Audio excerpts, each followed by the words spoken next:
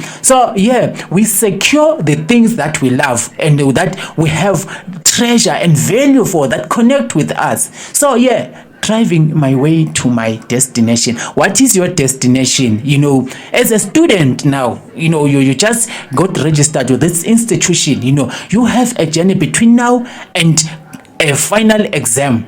If your course is 4 years, these are the 4 years in which you're gonna be active, involved, doing stuff, studies, making research, making presentations, being there, not being an armchair coach. You just sit there like, I know, like my mother is a prayerful woman, I will pass the exam. It does not work that way. I know I go to whoever there in the shrine, you'll give me spells, and charms, so that when I go to exam, it does not work that way. You have to study so that when exams come, the how to answer the questions. It's because it's not about just the answers, but how to answer those questions also matter.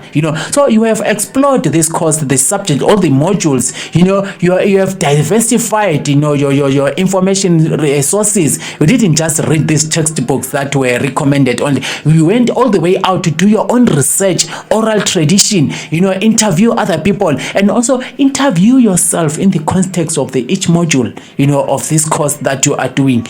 So period between being registered and accepted, getting into the institution and the final exam really does matter. That is where you are going. Where are you going? To the final exam. After the final exam, if you pass, it's the graduation ceremony. So don't just get enrolled in an institution only to be invited for your colleagues' graduation party. What happened to you? You see, so take charge. Then it means simply making good decision to secure your position, in the exam, the passing of the exam. You have already located your position in the passing of the exam, in the graduation ceremony. You will experience the graduation ceremony right now, the moment you start getting registered into this institution. Experience the graduation, see yourself, then it will motivate you towards studies, the attention that you give into your studies. Then you know how to choose friends. You'll choose friends that go along with your energy. You'll associate with things that go along with energy, things that won't take away your study time, things that won't spoil your emotional state and psychological state, so that you cannot concentrate in your studies. So you will make good choices that secure your passing in the final exam as a student. You see, so you know where you are going to the final exam. That is where you are traveling. So your car is full tank because tuition, has been paid. Maybe there is NSFAS, or you are on a bursary, or it's a scholarship, or your parents are affording the university requirements. So everything is full tank. You are giving this new fresh car. It's not an autonomous car, self-driving, or even if it's self-driving, you have to know your way, where you are going. You see, so yeah, it's all about being there. You only get there when you understand why you have to be there, when you know your way of getting there, when you have what it takes, so that stuff don't get taken away. Because spaces do absorb energy from us. They do absorb even physical energy, emotional energy, psychological energy, even intellectual energy, from us. So you be there, have what it takes, or else stuff will be taken away from you.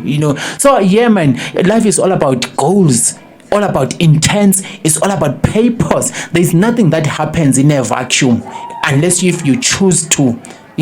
Then you'll do meaningless things. So the meaninglessness is the content of your emptiness.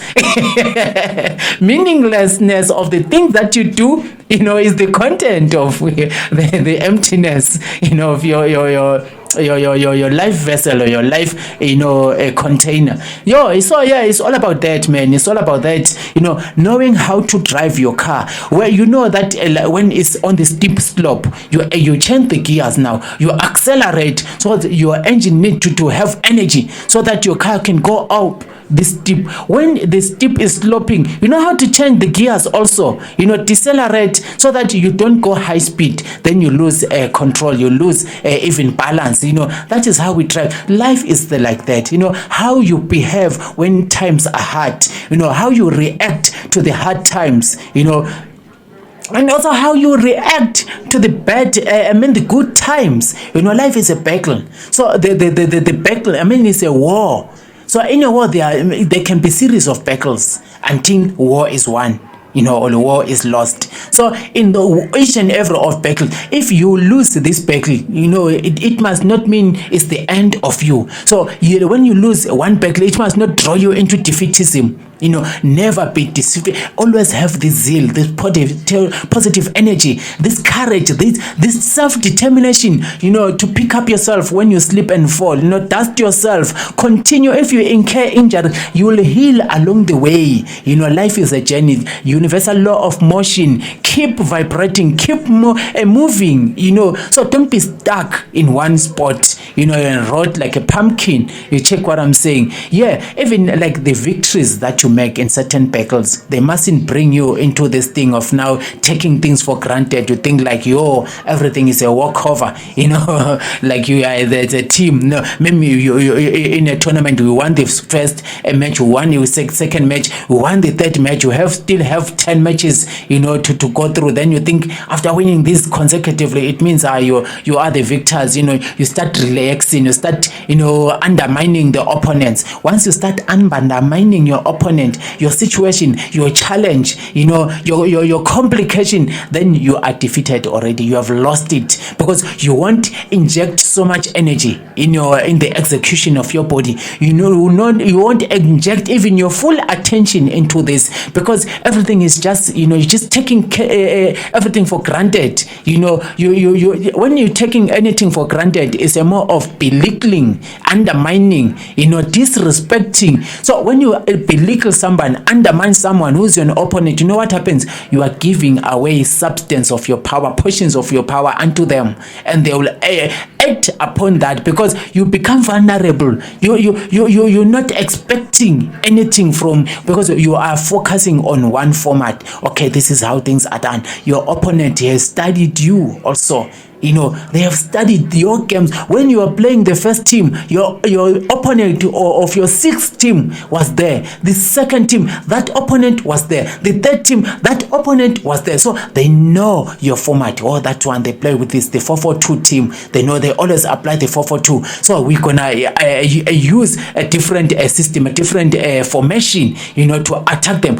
They have this striker. And they have this midfielder, they have this defender, they have studied you, they have located your weaknesses also in your formation and the weaknesses in your players. They've seen that there is this other player who's the striker plays to the gallery. The people that play to the gallery, those are the people who like attention. So instead of receiving the ball, moving forward and passing the ball to the next person, they start dribbling, they start doing all those styles, they start making fun of the opponent. When you're dribbling the opponent, that the crowd will be like, yeah, Zawadi is did you see Zawadi, how you dribble that defender? You see, now you are playing to the gallery. What's happening now? You are wasting the momentum, because the moment you receive the ball, you are a striker, you started moving forward, the whole midfielder started going on attacking formation. Others are opening up space, isolating themselves so that you can pass the ball to them,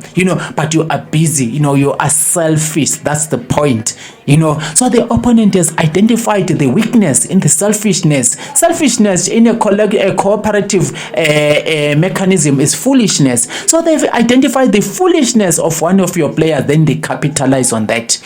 Two, they realize that there is this other player, who's easily irritated, easily annoyed. They'll capitalize on that. One of the opponent player will just come and annoy and irritate that person. Once you are irritated, you lose focus of the reality. Because you are emotional, you get blinded. Once you get blinded, you no longer see. Even if the ball is passed onto you, you will lose the ball. You will make blind passes also. You check. Even if you are given a penalty. Tico, remember that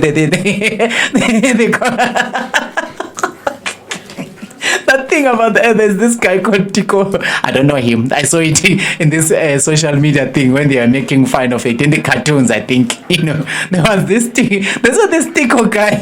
You'll even miss a penalty even if there's no goalkeeper.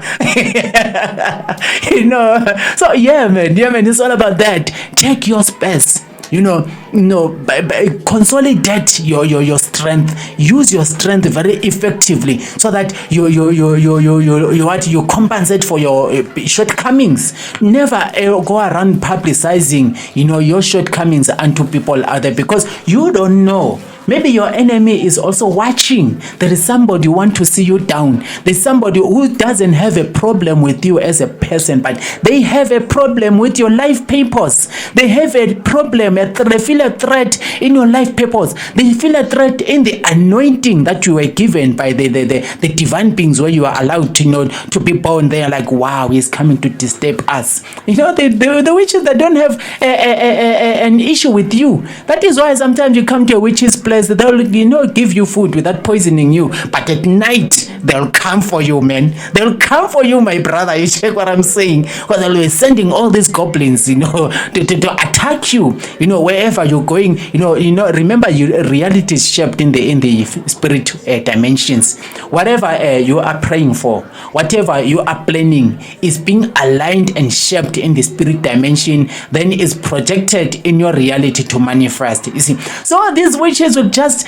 go into the spirit dimension, dismantle every formation that is assembled to make sure that your intents, your goals, your desires, your dreams manifest. They'll destroy everything in the spirit dimension, but when you come to their house, they receive you with smiles because you are a human being. But the threat is your purpose to life. The threat is your anointing. Your anointing is annoying them, and your anointing is the annoying thing to them. You check what I'm saying? So yeah, man, don't go around publicizing, parading your shortcomings. Do your stuff, set yourself, see your strength, solidify your strength, to compensate for your shortcoming. Wherever you are short, seek help from those who are aligned to they become that strength. Then you are full as a team, as a force. Nobody is an island. That is how life was designed to be.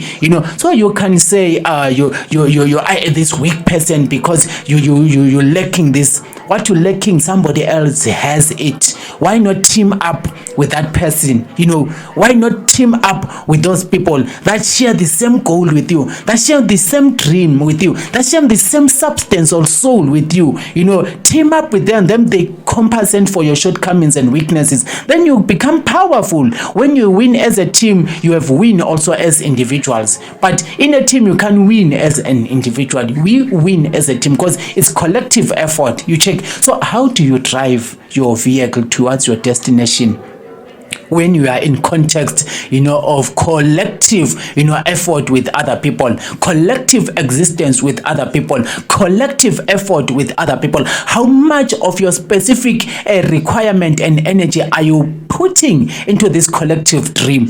How much of your attention, time are you, injecting into this collective dream, collective effort, collective, formation, collective life? You see, how much of yourself are you giving out there unto other people within your community? Because the community is one body of assembly, that is an assembly of many diverse units of people, not just homesteads, not just houses, not just families also, but physical persons, specific individuals. You see, so we become this assembly.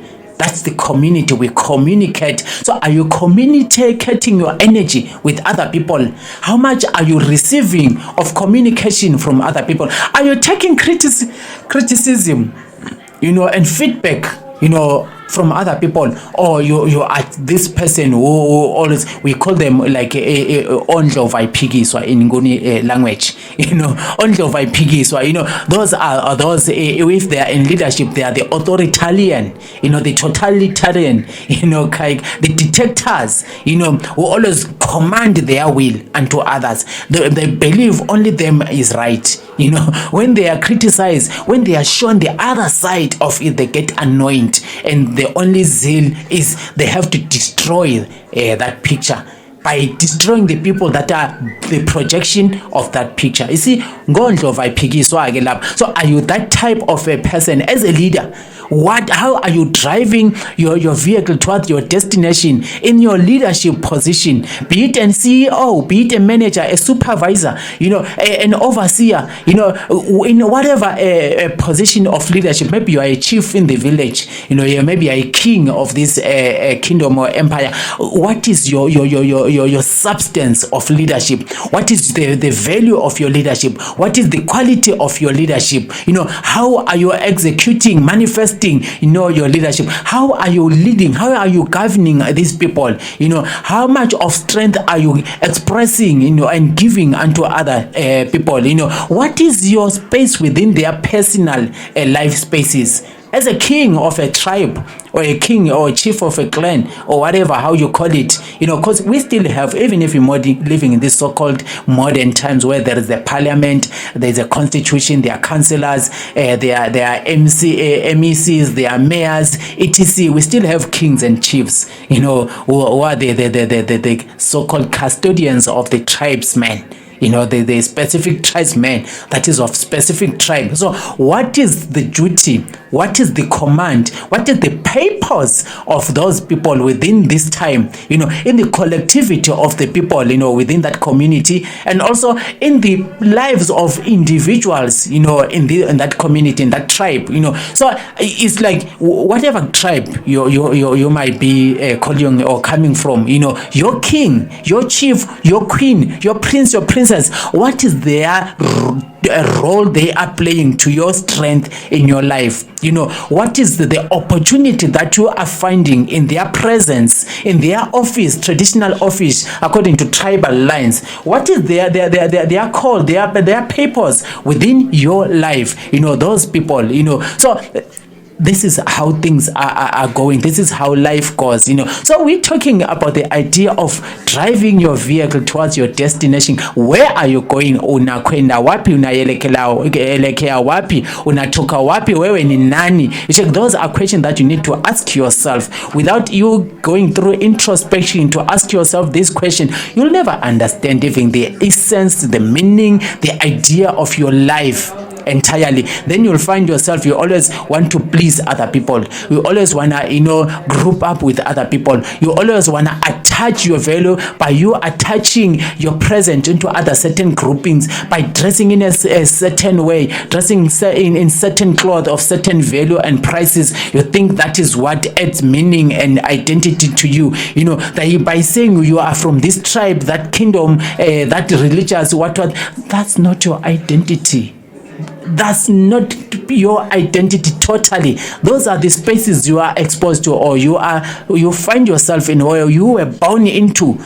Whatever you're born into, there is not the actual definition of who you are, or where you need to go, or where you are going, or how far you're gonna go, how you're gonna be going. You are who you are. So find yourself so that you will know, and understand the vehicle you are traveling in, that you are driving. You'll understand also the map work of the road you're gonna be traveling in. You'll have the map work, also the GPRS, that's what how they call it. You'll follow the command of the GPRS if you don't have an idea of where you are going. The universe will give you indications as to finding yourself, finding your purpose. You check what I'm saying. Nobody is never left alone in life. We are always exposed. We are always in the presence of certain presence of meaning and manner and a good value and substance.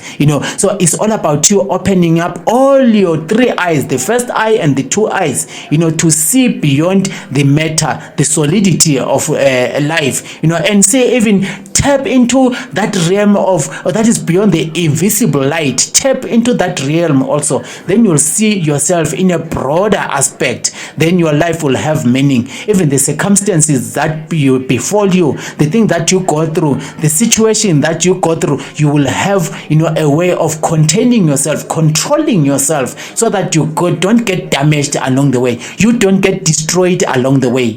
So it all begins with self-knowledge, then follows everything else. All these other steps will follow. But if you don't understand yourself, You think yourself is all about, the family, the surname you are born into, the tribe, the religious, the citizenship, the skin color, etc. You'll be disappointed, because first check, your real father, your real mother can have ill intents on you.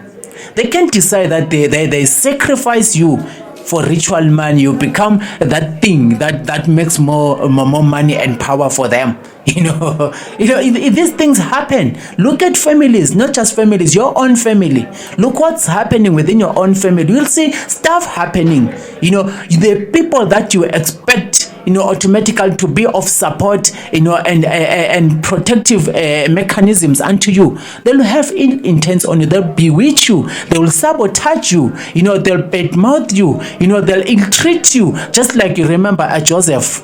He was, sold by his two brothers unto the Egyptians. But the initial intent was to kill him, murder him. They had dug a pit. But then, guilt, conscience, and some fear of karma, selfish element, made them decide. Opportunistically, maybe by the law of the universe, the divine intervention, some Egyptians were passing by. So these two brothers sold Joseph unto these Egyptians, just like Judas sold Christ, unto the these people that were there, or to kill him, to murder him, destroy him. Just like even Delilah did, unto Samson, to the Philistines. You see these patterns. This thing can happen to you. So if you just think your identity is what surname is, what the immediate family is, you'll be disappointed, my sister and my friend and my brother. See yourself beyond your family, beyond your tribe, beyond your whatever, because you are who you are specifically. That is why when you're born, even if you are triplets or quadruplets, or twins, you just come at one moment alone. Then the next one is also brought out. You don't just come boom same time like that. The same time. Simply because everyone has their path. To live in this world. I got these bodies for specific reasons. Nothing is general, specific reasons. So you're born into a family now who are full of lawyers, because somebody, maybe the great ancestor was a lawyer by calling and purpose to life, has succeeded, have made big investment. Then all of you might come into the law. Others must be judges, others jury, prosecutors, others what. No, you have your own specific purpose. Never force your kid, never impose a cause or a subject unto your kid. Have a conversation with your kid. If they are given or talented, if their purpose to learn is aligned to art, if you undermine the world of art, don't undermine the life purpose of your child. Let them be. Let them be. Your duty, if you get birth to a child, your duty is to provide, guide, not to impose. Even your own ancestors, their duty is not to impose their will on you. It's to guide you, provide for you, intervene in the spirit matters for you. That is it. But if you find, like they say, this one has a male ancestor, so she cannot have a husband, she cannot have a relationship of intimacy with anyone of opposite, something is wrong there. Something is wrong. Something is going on there. That soul hijacking, that life hijacking, that destiny hijacking, that's not an ancestor. It's something else. So learn to interrogate things and be on the position of truth, so that you'll be responsible with your life. You came here to execute your life, not any other person's life. Each and every spirit is alive in flesh or outside. Without flesh is alive in their own. So the breathing in their own breath, vibrating in their own sphere of vibration. So you can't live in the life of another person. Be loyal to your own specific context of purpose to life. Be loyal to your own goals, to your own plans, to your own dreams, to your own aspirations, to your own passions. Be loyal to that. Then that is what success is defined to be.